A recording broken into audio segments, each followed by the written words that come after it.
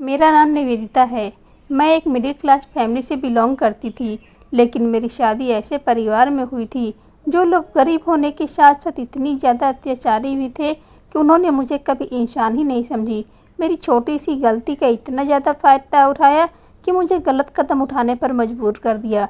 मेरे ससुराल में मेरे पति के अलावा मेरी सास और मेरी एक जेठानी भी थी। मेरे जेठ की मौत 2 साल पहले हुई थी। मेरी ज़िंदगी में कुछ ऐसा हुआ जिसके बारे में सुनकर शायद आपके रोंगटे भी खड़े हो जाएंगे, क्योंकि मेरे जेठानी के पास मेरा एक ऐसा राज था। वो हमेशा मुझे इस घर के काम करवाती रहती थी, मुझे नौकरानी की तरह बनाकर रखती थी, मेरी शराफत का बहुत ज़्यादा फ़ायदा उठाती थी। मेरी जेठानी हर रोज़ मुझ पे अपने पाँव दबाती थी। आज भी वह मुझे अपने पैरों की ही दबा रही थी। मैं बड़ी मुश्किल से अपनी जेठानी के मोटे मोटे पैरों को दबा रही थी, क्योंकि मेरी जेठानी पहले से ही काफ़ी मोटी और भारी भरकम औरत थी, लेकिन मैं उसे बहुत कमज़ोर थी और पतली दुबली थी। मुझे हमेशा बीपी लो की प्रॉब्लम रहती थी, जिसकी वजह से मुझे बहुत ही कमज़ोरी रहती थी और बहुत ज़्यादा परेशान भी होती थी। इसके बावजूद भी मेरी जेठानी को मुझ पर बिल्कुल भी तरस नहीं आता था। मेरी जेठानी हर रोज़ मुझसे पैर दबाने को कहती। मैं बड़ी मुश्किल से उसके मोटे मोटे पैरों को दबाती थी। लगातार उसके पैर दबाने से मेरे हाथों में दर्द होने लग जाता था, लेकिन मेरी जेठानी फिर भी मुझे ज़ोर ज़ोर से पैर दबाने के लिए कहती थी और घंटे में उसके पैर दबाते रहती थी। इसके बाद मेरे पैर दर्द करने लग जाते थे और अपनी जेठानी के पैर दबाते समय मेरे हाथ जब दर्द करने लगते तो मेरे हाथों की रफ्तार कम हो गई थी, क्योंकि मैं बहुत थक चुकी थी। मेरी जेठानी ने एक ज़ोरदार लात मेरे ऊपर मारी, जिसकी वजह से मैं पीछे गिरने से बच गई थी। उन्होंने कहा कि तेज़ तेज़ दबाया कर, तेरे हाथों में जान नहीं है क्या। जल्दी जल्दी और तेज़ तेज़ से अपनी जेठानी के पैर दबाने लगी थी। मेरी आंखों में आंसू आ गए थे, लेकिन मेरे अपने आंसुओं को अपनी आंखों में ही रोक लिया था, क्योंकि मेरी जेठानी का मेरा रोना भी पसंद नहीं था। मुझे अपनी जेठानी के पैर दबाते हुए 2 घंटे हो गए थे। जब मेरी जेठानी गहरी नींद में सो गए, मैं उसके कमरे का दरवाज़ा बंद करके अपने कमरे में आ गई थी और फूट फूट कर रोने लगी थी। सारे कमरे में अंधेरा छाया हुआ था, बिल्कुल वैसा ही जैसे मेरी ज़िंदगी में अंधेरा छाया था। मैं तकिए पर सर रखकर घंटे तक रोती रहती थी। मेरी ज़िंदगी बहुत ही ज़्यादा बेकार हो गई थी। मेरी ज़िंदगी में ना तो कोई खुशी थी और ना ही कोई खुशी की किरण की। अचानक डर की वजह से घबरा गई, क्योंकि दरवाज़ा किसी ने ज़ोर ज़ोर से बजाया था। बाहर जो मेरी जेठानी के चीखने की आवाज़ आ रही थी। क्या हुआ, मर गई क्या? कमरे में बाहर निकल, खाना कौन बनाएगा? अपनी जेठानी की आवाज़ पर मैं ज़ोर ज़ोर से रोने लगी थी। मेरी जेठानी विधवा औरत थी। मेरा पति अपनी भाभी की हर बात मानता था और उनके हर हुक्म को अपनी सराखों पर रखता था। मेरी जेठानी ने मेरी ज़िंदगी को नर बनाकर रख दिया था, क्योंकि मेरी ज़िंदगी में सिर्फ़ और सिर्फ मेरी जेठानी की वजह से ही मुश्किल हो रही थी। ऐसा इसलिए था क्योंकि वह मेरा एक बहुत बड़ा राज जान गई थी। मुझे नहीं पता था कि वह आखिर मेरा कौन सा राज जानती थी, लेकिन मेरा एक बहुत बड़ा राज था, जिसे अगर मेरा पति जान लेता तो मेरी शादीशुदा ज़िंदगी बर्बाद हो जाती। मेरा पति मुझे डिवोर्स देकर घर से बाहर निकाल देता। अब जो मुझसे इतनी मोहब्बत करता था, वह मुझसे नफ़रत करने लग जाता। इसीलिए मैं अपनी जेठानी की बात मानने पर मजबूर हो गई थी। मेरी जेठानी मुझे हर बात पर ब्लैकमेल किया करती थी। मेरी जेठानी ने जो मेरा राज जानती थी, अगर उन्होंने बजाय मेरे पति के बता दिया तो मेरा क्या होगा? मैं तो बेसहारा हो जाऊंगी। इसीलिए मेरी जेठानी मुझे जैसा कहती थी मैं वैसा ही किया करती थी। मैं घर के सारे काम करती थी। मेरी जेठानी मुझसे छोटे से बड़ा छोटा काम भी करवाती और बड़े से बड़ा काम भी करवाती थी। अगर मैं किसी भी काम से इनकार कर दिया करती तो मुझे धमकी देती कि मैं तेरे पति को तेरा वो राज बता दूंगी, जिससे तेरी सारी ज़िंदगी तबाह हो जाएगी। तेरी कमज़ोरी का फ़ायदा उठाकर वह हर वक्त मुझ पर चिल्लाती रहती थी। मैं अपनी जेठानी से बहुत डरती थी। अब मैं खाना बना चुकी थी और अब तो रात होने वाली थी। सारा दिन काम करके मेरा बदन थक कर चूर हो चुका था, जबकि मेरी जेठानी मुझ पर बिल्कुल भी रहम नहीं कर रही थी। मैं कमरे से जैसे ही बाहर निकली तो मेरी जेठानी मुझे गुस्से से घूरने लगी और कहने लगी कि यह झूठे मगरमच्छ के आंसू किसी और को जाकर दिखाना। मेरे सामने बहाने बनाने की ज़रूरत नहीं है, वरना तू जानती है कि मैं तेरा राज आज ही तेरे पति को बता दूंगी और वह तुझे धक्के मारकर इस घर से बाहर निकाल देगा। मैंने फ़ौरन ही अपने आंसू पोंछ लिए और अपनी जेठानी के कहने लगी कि भाभी, लेकिन मैं खाना बना चुकी हूँ और घर की सफाई भी सुबह ही कर ली थी। मेरी जेठानी मुझसे कहने लगी, खाना बना लिया है तो फिर बाकी के काम कर लो। मैंने कहा कि और कोई काम ही नहीं है। मेरी जेठानी ने अपने कपड़े लाकर मुझे दिया और कहने लगी कि इन कपड़ों को धो डालो। मैंने अपनी जेठानी से कहा कि लेकिन आपकी यह कपड़े तो मैं परसों ही धोए थे और इनको अच्छी तरह से इस्त्री भी कर दिया था। मेरी जेठानी कहने लगी कि ज़्यादा जुबान चलानी आ गई है। इतना कहा उतना ही मेरी जेठानी ने साफ सुथरे और धुले हुए कपड़ों को ज़मीन पर डाल दिया और उनको पैरों से कुचलने लगी। कहने लगी कि अभी हो गए गंदे, अब उनको धो डालो। मैं बड़ी ही परेशान हो गई थी क्योंकि मेरी जेठानी मुझे एक भी मिनट के लिए फ्री नहीं देख सकती थी। जब भी मैं आराम करने के लिए अपने कमरे में होती या अपने आराम करने के बारे में सोचती तो मेरी जेठानी मुझे कोई ना कोई काम बता देती। अगर कोई काम नहीं होता तो फिर भी मेरे लिए ज़बरदस्ती किसी न किसी काम को बिगाड़कर उसे ठीक करने के लिए कहती थी। कपड़े धोने के बाद मैं उनको छत पर फैलाने के लिए चली गई थी। अब मेरे पति ने भी घर आने का टाइम होने लगा था। मैं तैयार होने लगी थी, अपने कमरे में जा रही थी, तभी मेरी जेठानी ने कहा कि आज खाने में क्या बनाया है। मैंने अपनी जेठानी से कहा, भाभी मैंने खाने में पूरी और आलू की सब्ज़ी बनाई है। मेरी जेठानी ने कहा कि 3 दिन से पूरी और आलू की सब्ज़ी खा रही हूँ, मेरा पूरी और आलू की सब्ज़ी खाने का बिल्कुल भी मन नहीं है, इसीलिए तुम मेरे लिए राजमा चावल बना दो। उसकी बात सुनते ही मुझे रोना आ गया था, लेकिन मैं मजबूर हो गई थी, इसीलिए किचन में जाकर अपनी जेठानी के लिए राजमा चावल पकाने लगी। मेरी जेठानी आंगन में ही बैठी हुई मोबाइल देख रही थी और मैं खाना पकाते हुए किचन में लगातार रो रही थी। खाना पकाते पकाते अपनी जेठानी के मरने की प्रार्थना कर रही थी, क्योंकि मुझे 2 साल हो गए थे अपनी जेठानी के अत्याचार सहते हुए। जब से मेरे जेठ की मौत हुई थी तभी से मेरी जेठानी मुझ पर अत्याचार करती थी। इससे पहले जब मेरी जेठानी मुझ पर अत्याचार करने की कोशिश करती तो मैं अपने पति से उनकी शिकायत कर दिया करती थी, लेकिन जब से उन्होंने मुझे किसी राज के बारे में पता चला है तब से ही वह मुझे ब्लैकमेल कर रही है और मेरी इस कमजोरी का फ़ायदा उठाते हुए वो मुझे खूब तंग करने लगी थी। अब मैं अपने पति से अपनी जेठानी की शिकायत भी नहीं कर सकती थी। मैं चाहती थी कि मेरी जेठानी इस दुनिया से चली जाए। अगर मेरी जेठानी मुझ पर इसी तरह से अत्याचार करती रही तो मैं शायद ज़्यादा दिन जिंदा नहीं रह सकूंगी। रात को जब मेरे पति घर आए तो मुझे किचन में खड़े हुए देखकर हैरानी से पूछने लगे कि तुम अभी तक किचन में क्यों हो? तुम्हें घर के कितने काम होते हैं? वह तो अच्छा है कि हम घर में 3 ही मेंबर हैं। अगर ज़्यादा लोग होते तो शायद तुम्हें रात को सोने की भी फुर्सत नहीं मिलती। मेरे कुछ कहने से पहले ही मेरी जेठानी वहाँ पर आ गई और मेरे पति को देखकर कहने लगी कि देखो ना, तुम्हारी पत्नी हर टाइम किचन में ही लगी रहती है। मेरे लाख मना करने के बावजूद भी रात में चावल बनाने के लिए खड़ी हुई है, जबकि मैंने कहा था कि जो बनाया है मैं उसी से सब कुछ खा लूँगी। पर तुम्हारी पत्नी तो मेरी बिल्कुल भी कोई बात नहीं सुनती। मुझे अपनी जेठानी की झूठी बातें सुनकर बहुत ज़्यादा गुस्सा आ गया था और मेरी आंखों से आंसू भी निकल रहे थे। इससे पहले कि मेरा पति मेरे आंसुओं को देखकर कुछ पूछता, मेरी जेठानी मुझे घूमने लगी और मीठी मीठी ज़बान बोलते हुए मुझसे कहने लगी कि देखो, अगर कुछ कहो तो तुम्हारी पत्नी की आंखों में आंसू आ जाते हैं। मैं तो तुम्हारी पत्नी से कुछ कहती ही नहीं हूँ। हमें तो इसकी फिक्र लगी रहती है, इसीलिए इसके फ़ायदे के लिए कहते हैं अपना ध्यान रखा करो, वरना तुम्हारी मर्जी है, जैसा चाहो वैसा करो, लेकिन फिर हमसे मत कहना कि ससुराल वाले तुम पर अत्याचार करते हैं। मेरी जेठानी की ऐसी बातें सुनकर मेरा पति गुस्से से भड़क उठा था और कहने लगा कि तुम यह सब कुछ जानबूझकर करती हो ताकि तुम सबकी हमदर्दियाँ बटोर सको, और वही सब कुछ कहकर कमरे में चले गए थे। मेरी जेठानी घूरती हुई मुझे देख रही थी और किचन से बाहर चली गई।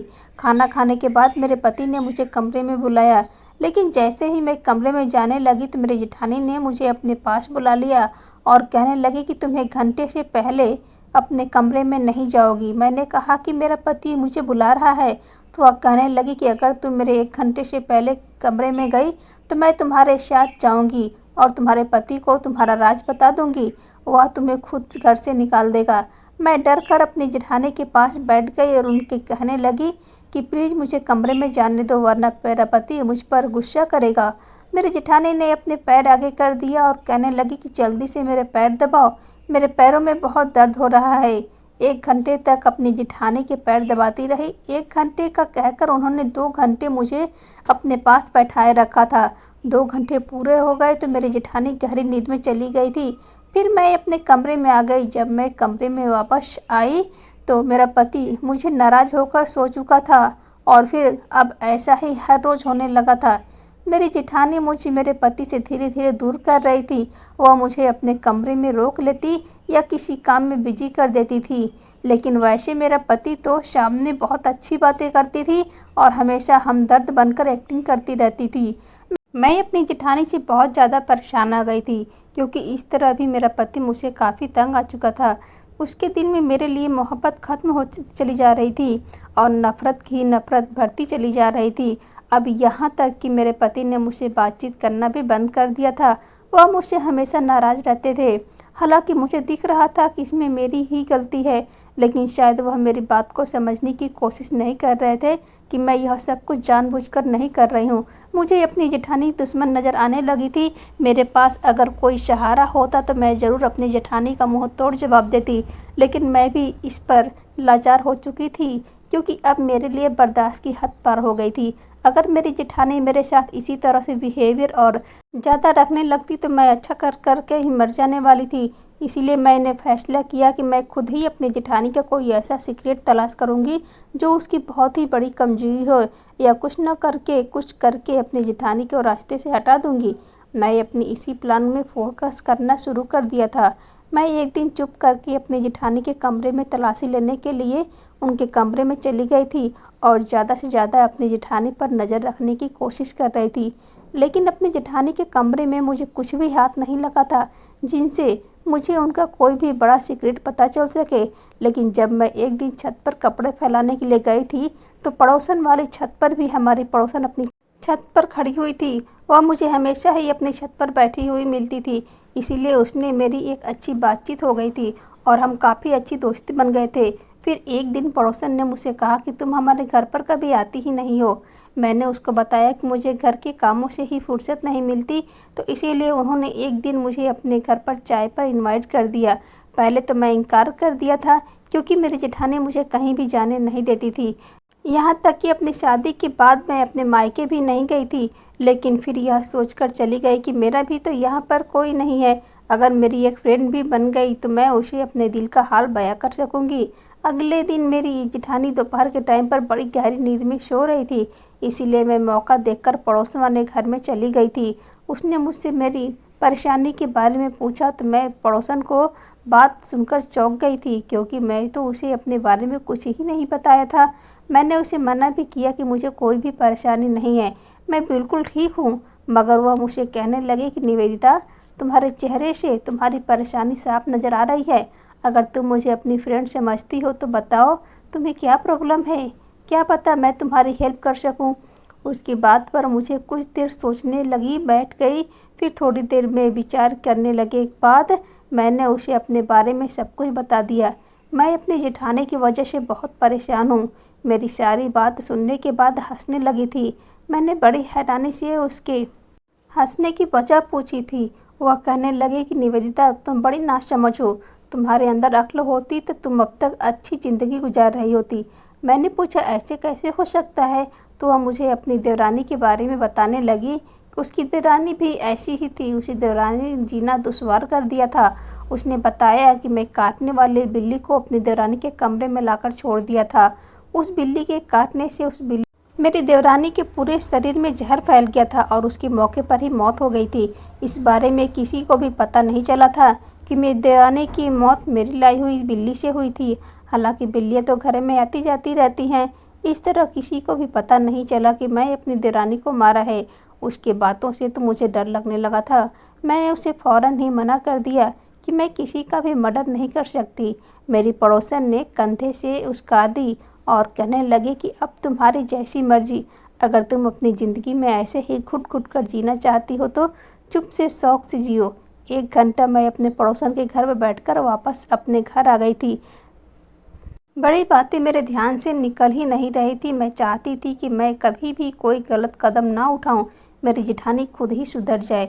लेकिन मेरी जेठानी के जुल्म और अत्याचार के ख़त्म होने का नाम ही नहीं ले रहे थे। बल्कि दिन ब दिन बढ़ते ही चले जा रहे थे। इस हिसाब से तो सोच विचार करने के बाद मैं यह फैसला कर चुकी थी कि मैं भी वैसा ही करूँगी जैसा मेरी फ्रेंड ने किया था, वरना मेरी सारी ज़िंदगी ऐसे ही गुलामी करनी पड़ेगी। अपनी जेठानी के सारे अत्याचार खामोशी से बर्दाश्त करने पड़ेंगे। लेकिन अब मैं कुछ भी बर्दाश्त नहीं कर पा रही थी। मैं मदद के लिए मौका देखकर अगले ही दिन इस पड़ोसन के घर चली गई थी। पड़ोसन मुझे देखकर मुस्कुरा गई और कहने लगी, तुम्हारा फैसला बहुत अच्छा है। और फिर उसने मुझे वादा किया कि वह अगली सुबह तक मुझे वह जहरीली बिल्ली का इंतजाम करके देगी। अगली सुबह उसने मुझे एक बोरे में बंद जहरीली बिल्ली लाकर दे दी और कहने लगे कि यह इतनी ज़्यादा जहरीली बिल्ली है, यह जब तुम्हारी जेठानी को काट लेगी तब मौके पर ही उसकी मौत हो जाएगी और तुम्हारी जेठानी फिर बच नहीं सकेगी। मैंने वह बिल्ली अपनी जेठानी के कमरे में छोड़ दी और दरवाज़ा बंद करके सर पर पल्लू रखकर अपनी पड़ोसन के साथ उसके घर चली गई थी ताकि किसी को शक न हो। जब 2 घंटे के बाद वापस अपने घर पर आई तो मेरा दिल बहुत डर रहा था। मैं धीरे धीरे अपनी जेठानी के कमरे का दरवाज़ा खोलकर देखा तो वह बिल्ली मेरे जेठानी के कमरे की खिड़की से कूदकर बाहर निकल गई थी। मैं अचानक डर गई यह सोचकर कि मैं एक मर्डर कर दिया। मेरा शरीर कांपकर रह गया था, लेकिन अब जो होना था वह तो हो चुका था। ऐसे मैंने इसलिए किया था क्योंकि मेरी जेठानी ने मुझे बहुत ही मजबूर कर दिया था। इसीलिए प्लान के मुताबिक मैंने शोर मचाना शुरू कर दिया ताकि कुछ देर बाद ही मोहल्ले के लोग हमारे घर इकट्ठा होने लगे और मेरे जेठानी को अस्पताल लेकर भेज दिए। मैं रोने का नाटक कर रही थी और लोग मुझे चुप करा रहे थे, मुझे तसल्ली दे रहे थे कि तुम्हारी जेठानी को कुछ भी नहीं होगा। मेरे पति भी ऑफिस से घर आ गए थे और बहुत ज़्यादा रो रहे थे क्योंकि वह अपनी भाभी से बहुत प्यार करते थे और मेरे पति को उन पर बहुत भरोसा था। मैं घर पर ही थी और मेरे पति अस्पताल में थे। जब अस्पताल से खबर आई कि जहरीली बिल्ली के काटने की वजह से मेरी जेठानी की मौत हो गई है, मुझे समझ नहीं आ रहा था कि मैं खुश हूँ या फिर रोऊँ, लेकिन मैं अंदर ही अंदर बहुत ज़्यादा खुश थी कि मेरी जेठानी से जान छूट गई थी। रात को मेरे पति घर आए और बहुत ही ज़्यादा रो रहे थे क्योंकि उनका इस दुनिया में कोई नहीं था। उनकी एक भाभी थी, अब वह भी उनको छोड़कर जा चुकी थी।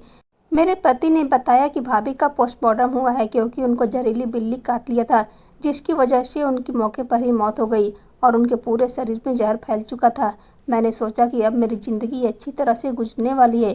काफ़ी दिनों तक मेरे पति उदासी रहे थे, ना ही मुझे भी अफसोस हो रहा था और इस पर कहीं ज़्यादा मुझे खुशी भी नहीं हो रही थी क्योंकि अब मेरी ज़िंदगी में सुकून आने वाला था।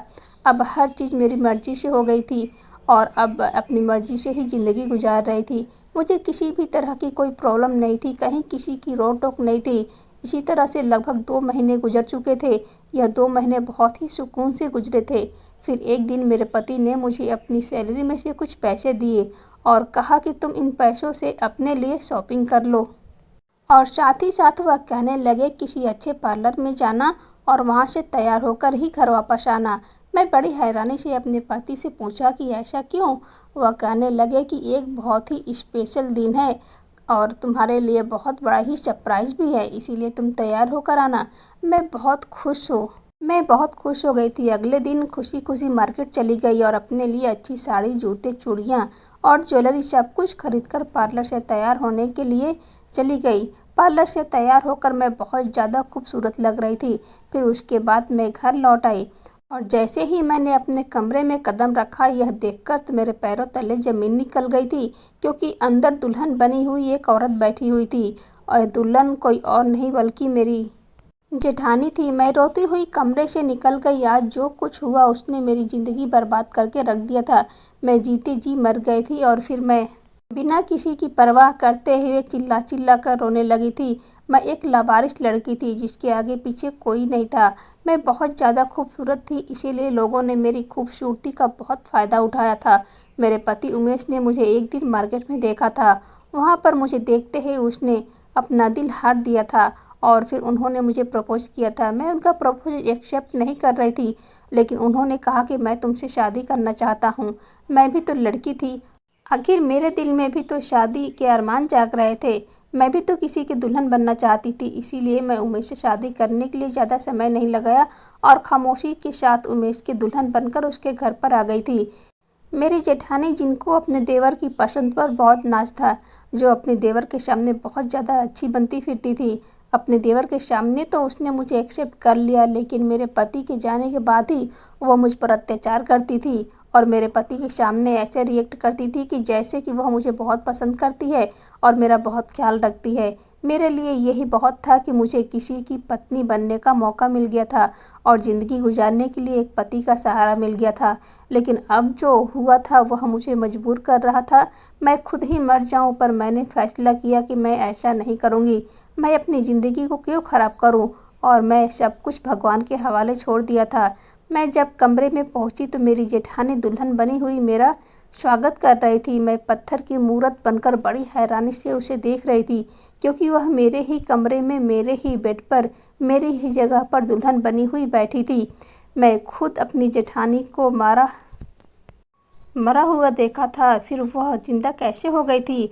और फिर मेरे पति ने मुझे बताया था कि मेरे जेठानी का पोस्टमार्टम होने के बाद उनका अंतिम संस्कार भी कर दिया था।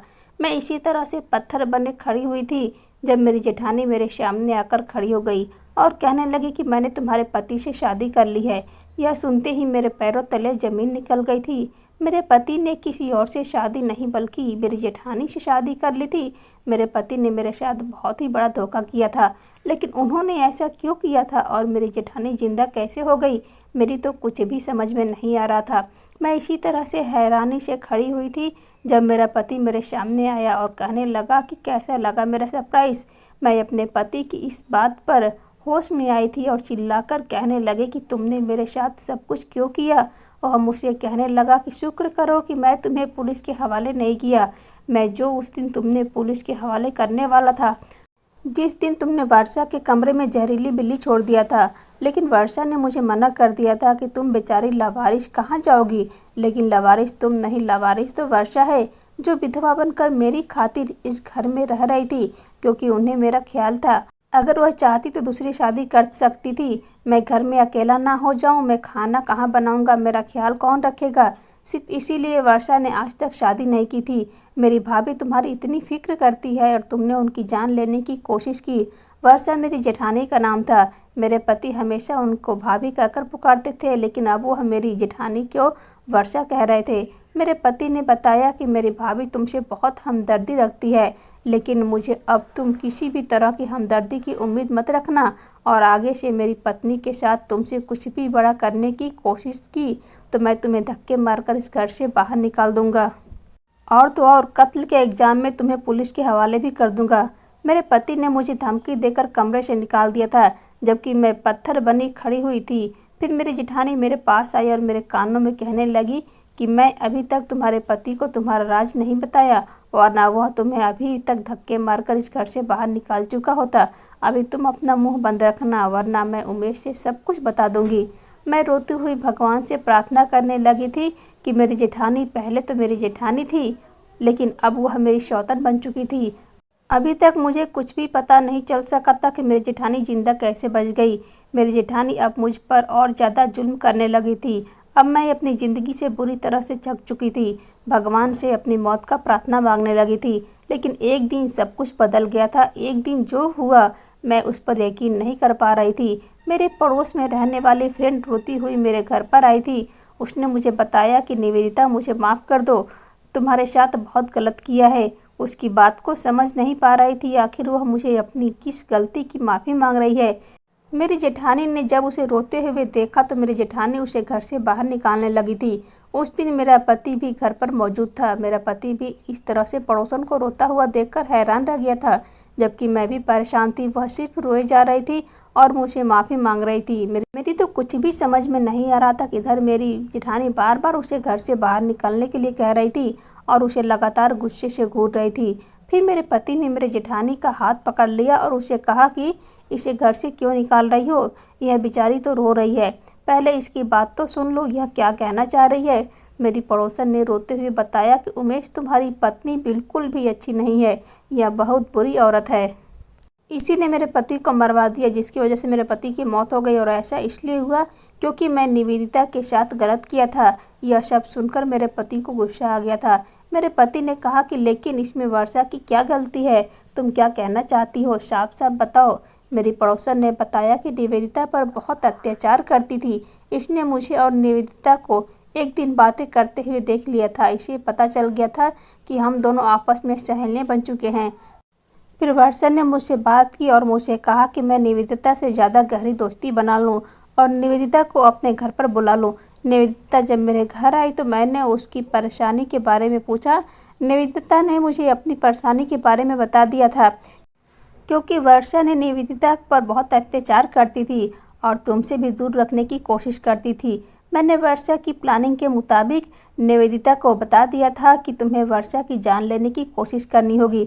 इसी तरह से मैंने उसे एक बिल्ली ला कर दी जिससे वर्षा की मौत हो जाएगी, और फिर कहा था कि मैं तुम्हें बताऊं कि यह निवेदिता ने ही वर्षा को जान से मारने की कोशिश की है। उसने ही जहरीली बिल्ली को कमरे में छोड़ दिया था, जबकि वह साधारण सी बिल्ली थी और वह खिड़की से बाहर कूदकर निकल गई थी। वर्षा ने मरने की एक्टिंग की थी, फिर तुम्हें फ़ोन पर सब कुछ बता दिया था। निवेदिता ने ही तुम्हारी भाभी को मारने की कोशिश की है। उस दिन बाद तुमने निवेदिता के साथ नॉर्मल बिहेव करना शुरू कर दिया था और फिर यह साबित कर दिया था कि वर्षा मर चुकी है, जबकि वर्षा जिंदा थी। वर्षा ने मुझे तुमसे झूठ बोलने के लिए और निवेदिता से झूठ बोलने के लिए पैसे दिए थे। तुमने मेरे झूठ को सच, इसी तरह से तुमने वर्षा का साथ दिया और शादी कर ली। अब तुम निवेदिता पर ज़्यादा अत्याचार होने लगे थे। वर्षा ने मुझसे कहा था कि मैं झूठ बोलने के लिए 2 लाख रुपए दूंगी, लेकिन इसने मुझे अभी तक 1 रुपया भी नहीं दिया। मैंने काम हो जाने के बाद अपने पति को बता दिया था कि हम दोनों पति पत्नी 2 लाख रुपए के सपने देखने लगे थे। वर्षा बहुत झूठी औरत है। इसने मुझे वादा किया था कि यह पूरे 3 महीने के बाद 2 लाख रुपए दे देगी। मेरे पति ने मुझे 1.5 लाख रुपए का सोने का सेट बनवा दिया था। मैं उस सोने के सेट को कई बार पहन चुकी हूँ और अभी तक मेरे पति ने उसके पैसे चुकता नहीं किया था। हर रोज़ वर्षा ने अपने पैसे मांगती हूँ, लेकिन इसने मेरे पैसे मुझे देने से साफ इनकार कर दिया, जिसकी वजह से तुम दोनों पति पत्नी भी फूट पड़ गई और जिसने मुझे मेरे पैसे भी नहीं दिए। मैंने जब यह बात अपने पति को जाकर बताई तो मेरे पति की तबीयत बिगड़ने लगी थी। तभी अचानक से सुनार के यहाँ से एक आदमी आ गया और वह अपने पैसे मांगने लगा। मेरे पति ने मुझे 1.5 लाख रुपए का सेट अपने जानने वाले सुनार के यहाँ से सिर्फ जान पहचान की वजह से ही फ्री में दिलवा दिया था, क्योंकि वर्षा की तरह मेरे पति भी सुनार को 3 महीने का टाइम दिया था और कहा था कि पूरे 3 महीने के बाद 1.5 लाख रुपए उन्हें लौटा देगा। लेकिन जब वह समय बहुत ज़्यादा हो चुका था, सुनार का आदमी हमारे घर पर आकर मेरे पति को बहुत ज़्यादा तंग करने लगा था। मैं वर्षा से बार बार अपने पैसे मांगती हूँ, यह मुझे पैसे देती ही नहीं। अब बात हो गई थी। मेरे पति बहुत ज़्यादा तबीयत खराब हो गई थी। मेरा पति अस्पताल में ज़िंदगी और मौत के बीच में झूल रहा है, क्योंकि मेरे पति को हार्ट अटैक आ गया था। हम तो गरीब लोग हैं। मेरा पति मुश्किल से हफ्ते में 5,000 कमा कर लाता है। भला इतने पैसे कमाने वाला इंसान 1.5 लाख रुपए कहाँ से दे सकता है? अपनी पड़ोसन की सारी बातें सुनकर तो मेरे पैरों तले ज़मीन निकल गई थी। इसका मतलब यह था कि यह औरत मेरी सहेली बनकर मेरी मदद नहीं कर रही थी, बल्कि मेरी जेठानी की मदद कर रही थी, और इसीलिए मेरी जेठानी के साथ साथ मेरे पति को भी मेरे बारे में सब कुछ बता दिया था। और मेरे साथ जो कुछ भी हुआ सिर्फ मेरी जेठानी के कहने पर किया गया था। मुझे तो अपने कानों पर विश्वास ही नहीं हो रहा था, जबकि मेरे पति के तो होश उड़ चुके थे। मेरे पति ने तभी अपनी भाभी के मुँह पर थप्पड़ मार दिया और कहा कि मैंने तुम्हें बेसहारा समझकर तुमसे शादी कर ली।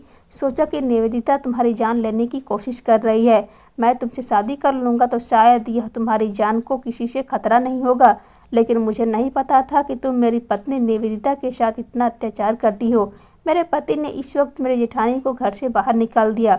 मेरी जेठानी बार बार माफ़ी मांग रही थी। मेरे पति ने उसकी एक भी नहीं सुनी और उसके साथ साथ पड़ोसन को भी निकाल दिया।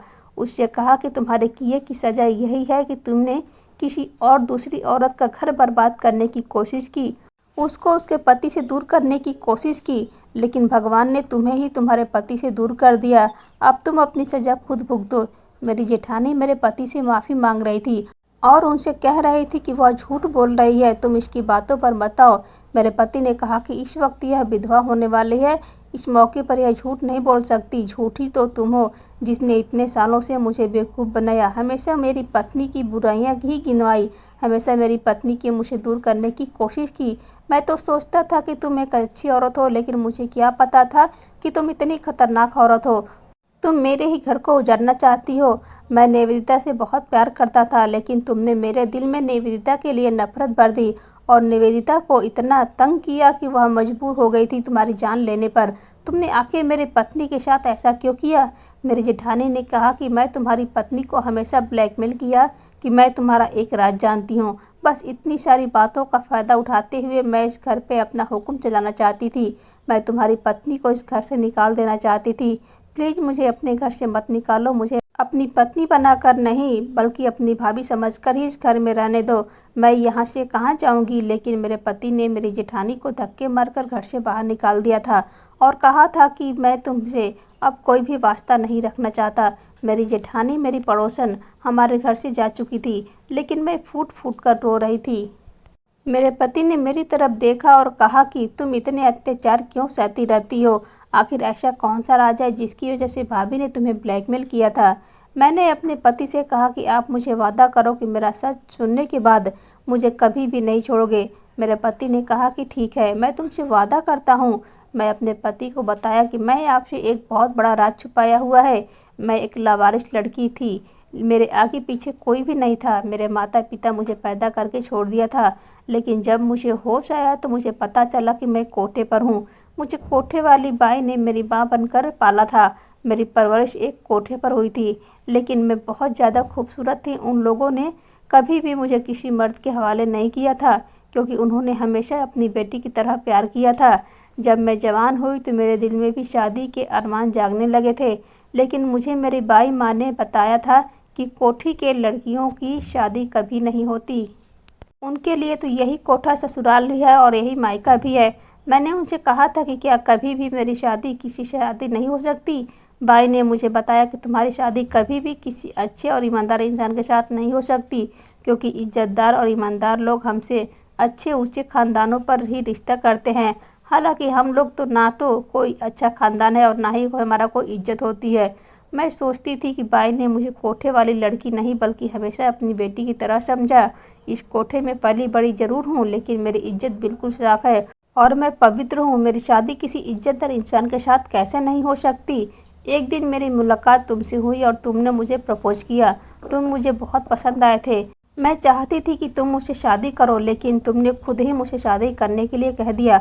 मैंने तुमसे कहा था कि मैं बिल्कुल लाचार हूँ और यहाँ पर नौकरी करती हूँ, हालांकि शहर में कोई नौकरी नहीं कर रही थी। तुमने मुझे यह समझकर शादी कर ली कि तुम्हें अपनी सच्चाई बताना ज़रूरी नहीं समझा, क्योंकि मैं तुम्हारे साथ शादी करके अपनाना चाहती थी।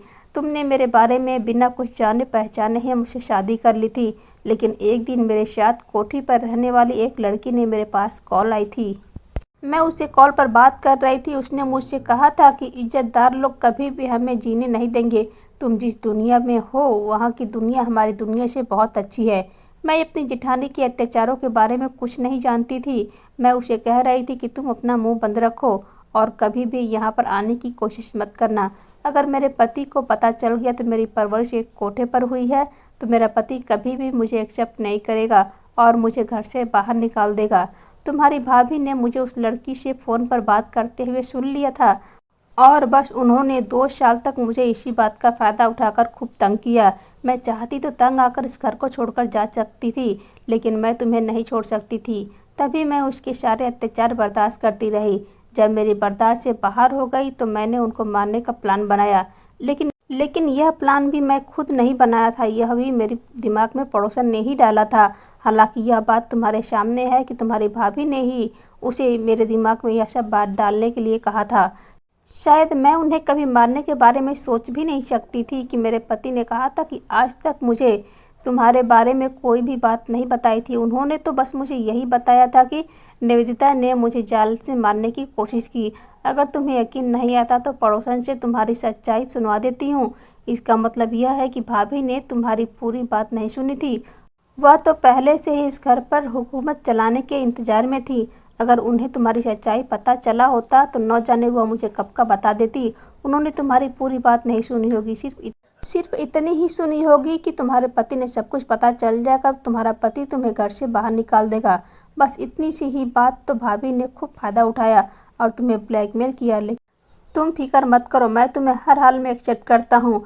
अब सब कुछ बिल्कुल ठीक हो जाएगा, क्योंकि भाभी को मैं इस घर से बाहर निकाल दिया और मैं जानता हूँ कि भाभी रोते हुए अपने मायके ही गई होगी। उनको उनके किए की सज़ा उनके मायके में ही मिल जाएगी, क्योंकि उनकी भाभी बहुत ज़्यादा चालाक औरत है और सारी ज़िंदगी उन्हें तंग करती रहेगी। तब भाभी को एहसास होगा कि उन्होंने तुम्हारे ऊपर कितने अत्याचार किए। उनके किए की सज़ा तो उनके भगवान दे ही देगा। अपने पति की बात सुनकर मैं बहुत खुश हुई थी।